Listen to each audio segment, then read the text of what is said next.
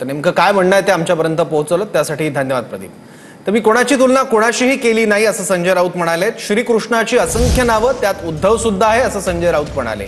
आम्ही बाळासाहेबांची तुलना देवाशी केली नाही। नरेंद्र मोदींना विष्णूचा अवतार म्हणलेलं चालतं का असा सवालही संजय राऊतांनी केला। तर एकनाथ शिंदेंना महाजी शिंदे पुरस्कारानं सन्मानित केलं तेव्हा पोटशूळ का उठला असं उदय सामंत म्हणाले।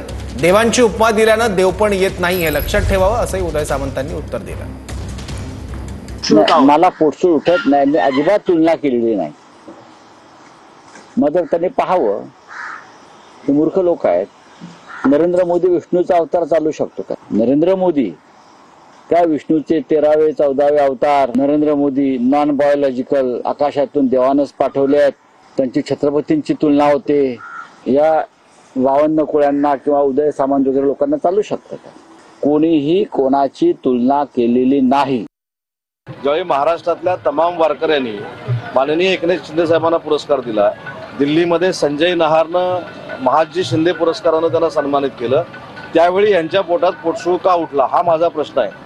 मी विष्णूची उपमा दिली, अजून कोणाची पण द्या, आणि त्या देवांबद्दल आदर आहे म्हणूनच मी इथं आलो ना एवढ्या कामातनं।